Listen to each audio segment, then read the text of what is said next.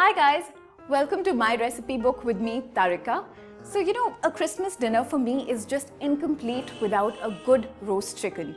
And the recipe that I'm going to share with you today is a recipe that my mom and I work on every year, and it's super reliable. There's a special ingredient that we use to make this roast chicken, and that's this Gandharaj, a lime that we get all the way from Calcutta, and we make it in a vintage rotisserie, one that is about 20 years older than me, so that's seriously vintage.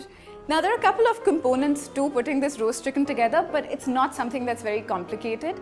Just break it down into 3 steps. I'm going to get started with the marinade first. So I've got some garlic that I've chopped up here.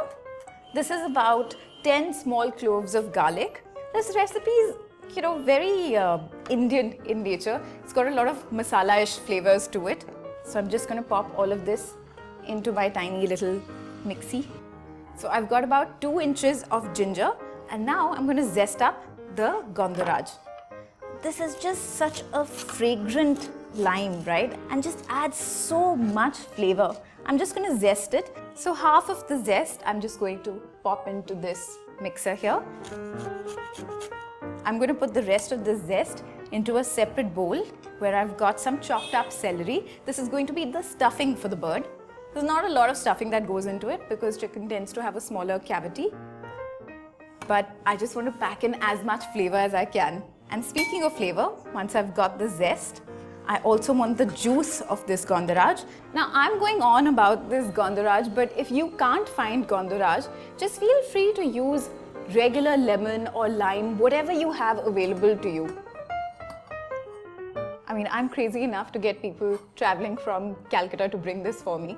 I'm going to add about 2 teaspoons of sea salt, just 1 teaspoon of some ground pepper, and 1 teaspoon of chilli powder. This is just to give it color, but the spice will come from the chilli flakes. But I'm going to add only about half a teaspoon, not too much, because we've already got plenty of ginger and garlic in, and I don't want it to be too strong. We're nearly done. The last bit, just 2 tablespoons of olive oil. If you want to use another oil, canola, any neutral flavored oil also is fine. I just like olive oil, so that's what I tend to add. That should be good. So I'm just going to blend this marinade together in my mixie, but I have to tell you that if my mom was watching this right now, she would be very alarmed because she does this in a pestle and mortar very patiently, but patience is really not my virtue. So I'm just quickly going to blend this together.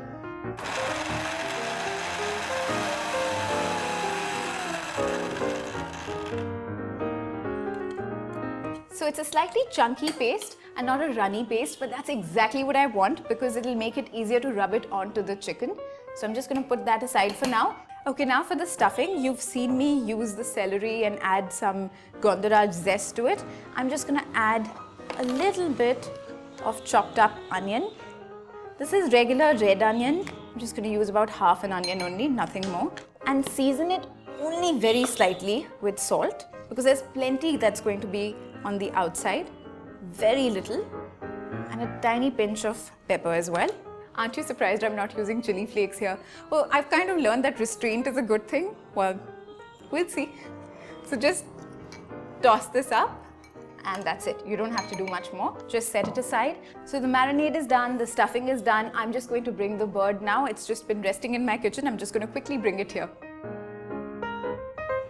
So here's the bird that I'm going to be working with. This chicken is skinless because that's really how most Indians tend to eat chicken, without the skin, which is kind of good in a way, which means less fat. So I'm just going to start working with this now. And guys, there's just no non-messy way of doing this. You just have to get in, get your hands dirty and do this. There's a lot of hand washing involved, I should warn you. Before I kind of massage this marinade onto the chicken, I'm just going to make some cuts, some incisions really, just to make sure that the marinade makes its way inside the chicken and we get some really good flavor. Now a good thing to remember here when you're making these incisions is that you want to move and make these incisions along the fiber, not against it, right? So just get a feel of it. We're creating pockets of flavor.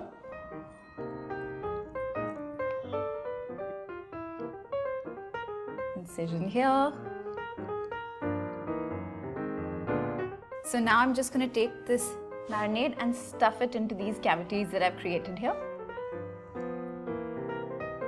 Use the rest to just massage it onto the chicken.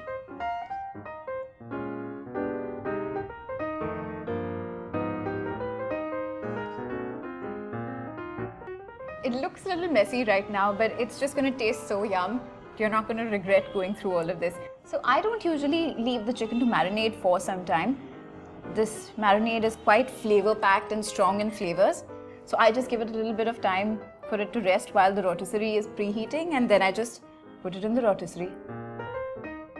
Okay, I'm going to quickly dash off to wash my hands. You need to do that when you're making this. I'm going to wash my hands before I stuff the bird. Just lift this, and into the cavity will go this stuffing. And now I'm going to wash my hands again before I truss the bird. Now trussing is just tying up the ends and making sure that the bird doesn't flay around the rotisserie when it's cooking. And I've got some kitchen string here.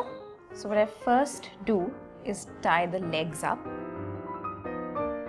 And you just want to get it really tight. There's no perfect way of trussing it. It's just something you can watch how I'm doing it, but it's something that you will learn only when you try doing this yourself.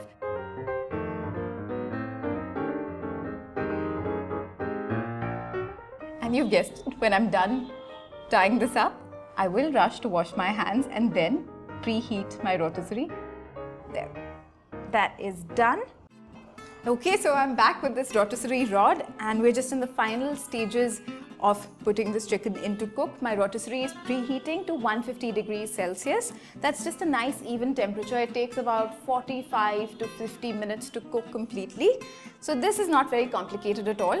You can see here that on one end I've got this already screwed on. So I'm just going to put this through, and on the other end, just tightly screw this on. You definitely need to do this very tightly. That's it. So this is done and ready to go into my rotisserie for the next 45 to 50 minutes. I'm just going to go to my kitchen now.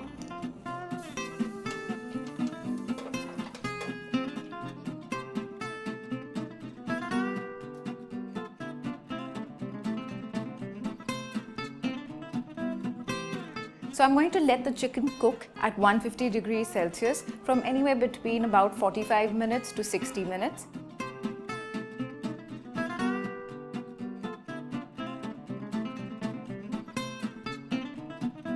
Around the 40-minute mark is when I generally stick the meat thermometer deep into the chicken to check the internal temperature. And you just know it's done when it touches between 73 to 80 degrees Celsius.